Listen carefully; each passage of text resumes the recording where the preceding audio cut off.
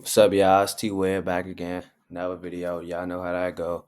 This time we going over chapters 1 through 8 with the book The Color of Money by Mercer Barawadon. I apologize if I said that wrong. But basically this book just covers the racial wealth gap and how what factors contributed to whites being so wealthy over blacks and what the blacks had to go through. To start, we're going to discuss the myth of self-sufficiency when it comes to blacks, meaning that they weren't able to take care of themselves. Um, Especially businesses, black banks emerged as symbols of empowerment. So they came together. They were set up for failure within a segregated economy, which is kind of why they came together. The systematic barriers like redlining, discrimination, all of that kind of limited the self sufficiency and just that economic independence that couldn't that they had they couldn't that they didn't have enough to fully overcome the structural racism that they were facing. And I mean, it's just evident that true equity requires like actual systematic change. Let's get into some of the general themes, especially covered in this in the color of money. um, for one, systematic barriers was huge in this era. Black capitalism and how blacks couldn't succeed within like a discrimination system.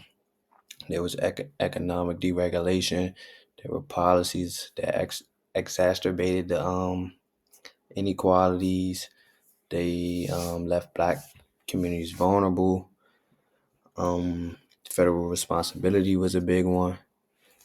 And then meaningful change, which requires system structural reforms and not community based solutions, but actual structural reforms, um, reparations and atonement, and then lastly would be reparative justice as it relates to systematic exclusion. Next, we're going to talk about how economic segregation was reinforced. This was made through like laws, policies, restrictions, things like the New Deal, FHA loans, things of that nature, which benefit white communities. Also, Black Americans were excluded from wealth building opportunities, and like Black businesses, Black banks, they were forced to serve like high risk but low wealth communities without the support of the government. Therefore, we can see that the government was trying to widen the wealth gap. They were trying to keep the white Americans far more wealthy than Black Americans. Another important thing was how fragile Black banks were back then. They often lacked access to like sufficient capital. They operated in markets with higher poverty rates and unemployment rates. Um, they faced unique burdens of like racial progress. So you know what I mean? Black banks were overburdened. They weren't supported at all. Um, this lack of support kind of limited their ability to achieve systematic change to close the wealth gap. How can they close the wealth gap if they don't have no support, especially from the government? Next is race and policy, kind of similar to the other slide, how just like how race and policy comes together. Federal policies, they were designed to benefit white Americans while intentionally excluding black communities. These economic structures, they kind of created lasting effects, and they still last today. These racial inequalities still last today in certain areas. And then these historical injustices, they're key drivers to keep the as which is the overall theme, is their key concept, their key factors, their key drivers to keep the wealth gap, to keep white Americans far ahead of black Americans. Next is a misguided solution, and this is titled a misguided solutions because politicians and leaders, they promoted black banking as a fix for economic equality, but they did that without addressing underlying systematic barriers, things like the bootstrap narrative that diverted attention from like real issues. They got economic justice that requires real systematic solutions, and then like the communities are coming together. They're trying to promote, like they're trying to close the wealth gap, but the community level efforts is just not enough to really change a whole systematic barrier. It's going to take more than just one community or multiple communities to change a whole systematic barrier, especially when the government is against you. So, with that being said, what's the broader implication? The broader implication is black banking simply cannot be substituted for reparative and redistributed policies. And that's the author Mercer Baradine, she makes this evident. She emphasizes the need to dismantle the systematic racism and kind of be better. Racial justice overall, it just needs like interventions from people who are higher above, not just community levels. It needs something that goes beyond symbolic efforts. So now let's get into some of the limits of black economic self-sufficiency. Why couldn't these blacks take care of themselves? To start, we got Richard Nixon and his black capitalism program. Um, this was big for this era. This program kind of aimed to address racial inequality through entrepreneurship through businesses. But blacks were excluded from white markets and undercapitalization. So how can they thrive with businesses when they're excluded from everything?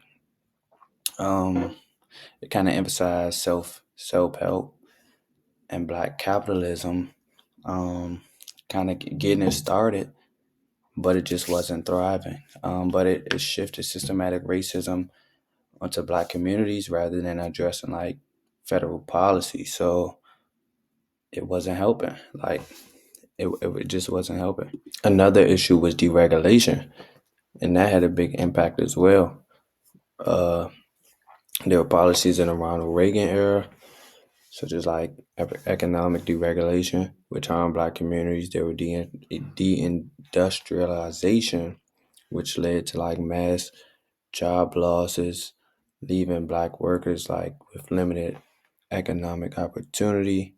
Black businesses kind of struggled in this era. Of course, it's a deregulated economy, so black businesses, black banks, they struggled. And then there are just federal policies that exacerbated the racial wealth gap. So, like it's been an issue always, especially around this time, for laws and policies to bring blacks down. And deregulation was a big one. Aside from that, there was an illusion of prosperity. There were federal investments in black communities that were declined, making economic disparities even worse. They were emphasizing self-reliance, which ignored structural issues, which ignored the systematic barriers that were put in place. Some of these things like job discrimination, unequal access to education, the redlining, which I previously mentioned, um, and all these things like high interest loans, which became a common recourse for black families and businesses, which is like just recycling this debt, like just recycling blacks being in debt. So in this era, it was a common thing to think like, yeah, there's separate economies, but no, this was a myth. This was not true. Black businesses were impacted by systematic discrimination. White institutions control access to capital and resources, which means that black banks were often forced into predatory loan lending. Um, this is mainly due to like the reliance on high risk borrowers, um, and black institutions couldn't overcome the systematic exclusion alone, so they decided to take out loans. They decided to get loans from white businesses, which, like I said in the last slide, created cycles of debt. So these loans that they were taking out, of course, was coming with a lot of interest behind it. Next, let's talk about the persistent inequalities. So the racial wealth gap, it remains vast. The blacks have a fraction of wealth of the whites. There was housing discriminations, redlining, and predatory lending harms that basically reduced the black home ownership, which was a key source of wealth. The banking access, there were blacks who were under reserved by major financial institutions. Um, this led to like reliances on payday lenders and cash checking services, and it was just evident that the racial wealth gap was intentional. It was deliberate. There was something that the government wanted, something that the government promoted. So, what were some of the ideas of solutions and interventions that blacks came up with? Well, they said that closing the racial wealth gap kind of required reparations and changes to housing and banking policies. Community approaches were not enough without systematic reform, and the New Deal and the GI Bill kind of benefited, well, not even kind of, the New Deal and GI Bill benefited white Americans disproportionately, making them way more wealthy, pushing blacks down.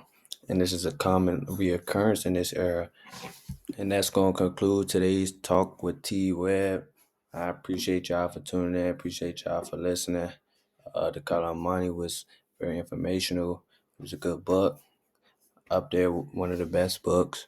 Not the best, but it was up there. And I see y'all later.